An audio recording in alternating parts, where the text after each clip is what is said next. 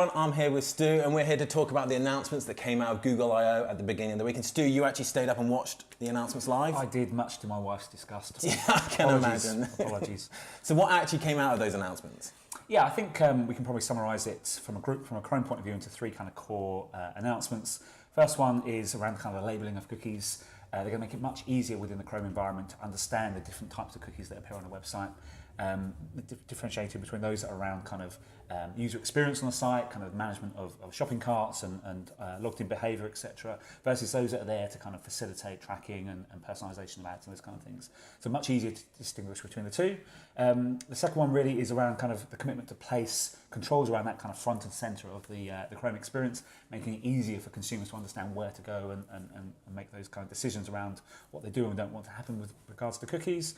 And then the third one, which I think is really important, kind of a long-term view of privacy online, is Google's commitment to kind of stop at source the work around the kind of consumer control. Techniques like browser fingerprinting, those kind of things that kind of can circumnavigate some of those controls that are in place. Their commitment to say we're going to stop those at source, we're going to make it really, really difficult for those to prevail on the Chrome platform. Cool, and we've talked a few times about why it's so hard for consumers to manage their cookies and why it's become such kind of a focus of browsers such as Chrome and Safari, and it seems to come down to three things. The first one being the ability to identify the kind of the helpful cookies, the ones that are storing your sign-in details and buying preferences, versus the ones that are just there to track you and deliver advertising. It's knowing how to do it. So I use a browser every day, yet I would take a couple of minutes to go and find those settings. So the general user of these platforms are probably going to struggle even more. And thirdly, it's remembering to do it. It's not automated, so you have to go in every day, every week, every month, whatever you want to do to delete those cookies. So do we think the announcements that Google have made are going to solve those barriers? Yeah, in time I think they will. I think there's some evolution to kind of happen there. But fundamentally, as we kind of said, the labelling process makes it easier to distinguish between those cookies, and that's a really important kind of core factor to how we kind of manage them moving forward. Placing them front and centre really does make it obvious where to go and how to do that. Again, I think there's a little bit of detail to come about how that's going to look and how it's going to work. Some of the suggestions being that it might be able to kind of give consumers the choice to put a timestamp on when they want those cookies to be deleted, perhaps every day, every week, every month, etc. And then allowing Chrome as a system to sit in the background and do that for them, kind of removing that burden of remembering, etc. And I think the commitment to kind of stopping the workarounds makes sure that whatever the consumer chooses at the moment is honoured, and that's really important from a long-term kind of privacy point of view. And I think essentially what we're saying is it's kind of user-activated ITP or user-controlled ITP.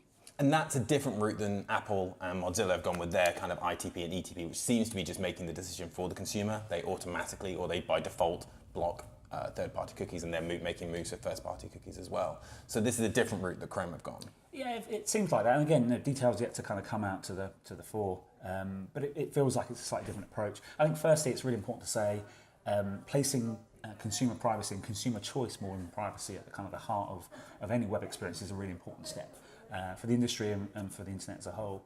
I think that Google's kind of approach is around transparency, choice and control, and I think that's a really kind of important concept for their approach to it, giving users that choice. That's fundamentally different to the Apple approach, which is a bit more kind of big brother of we're going to do this for you. And I think that speaks very much to kind of the Google mindset and the Google way of thinking. The bit that's a bit harder to kind of control or understand or predict within that is what's the consumer behaviour going to be as a result of that choice. We could argue that kind of the natural position most people take would be kind of the least risky or the least invasive kind of opportunity. So faced with a choice of day, week, month, etc., arguments could be made to say most people will probably choose a day. So I think that might the impact of their approach might still be quite significant further down the line, but at least it's a user-initiated or user-decided kind of route. Yeah, and so we've had kind of 3 or 4 days now to kind of absorb the announcements, have conversations and kind of see some of the coverage it's been getting. What's kind of been the reaction? What do we think the impact of this is going to be on the industry kind of as we go forward? Yeah, I think rightly this is probably the beginning of the end of third-party cookies rather than the end itself. A bit more kind of a bit less Armageddon, more kind of natural selection. Yeah. I think it's fair to say from a you look at kind of how people reacted online. Some people have been quite negative and kind of this is the end of the world, and some people have been far more positive of this really isn't a problem. I think the truth probably lies somewhere between the two. I think it's fair to say, though, that if you are a company that is utterly reliant on third-party cookie as your means for doing what you do in terms of data portability and monetization and value creation, I think you face a challenging future. I think it's also fair to say that the industry will evolve over the next kind of coming weeks, months, and 2 or 3 years to where the first-party cookie or the first-party environment and identity, known identity within that is going to kind of really rise to the fore. So obviously that's the impact on the industry, but what does that mean for us as a company, as InfoSum? What does that mean for our technology, and where do we sit in that kind of new ecosystem? Yeah, and I think if you follow the natural progression of that process, it's going to place kind of logged-in experiences and known user experiences really at the heart of the ecosystem. It's much easier for brands and publishers to have a relationship and a communication with users when they know who they are. Yeah. And by moving more towards this kind of logged-in experience or registered user experience across web properties, it gives those entities much greater chance to talk to consumers about why they want to perhaps know a bit more about them, or be able to monitor them across multiple entities, multiple sites, etc., to improve their experience and improve the value that they deliver to them. It just creates a much better environment.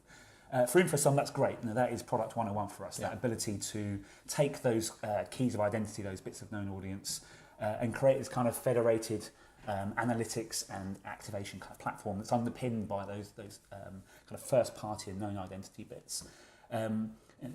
We see ourselves really acting as kind of the foundational standard of how that operates across the industry. So from an InfoSum point of view, big fans of the changes, big fans of the evolution, and see a really positive and bright future. Well, it sounds like there's a lot to talk about over the next few months, and we're going to see a lot change as the industry evolves into this kind of first-party world. So don't forget to subscribe to the InfoSum channel if you want to stay up to date on the latest news from us, and visit infosum.com for more information. But for now, thanks for watching.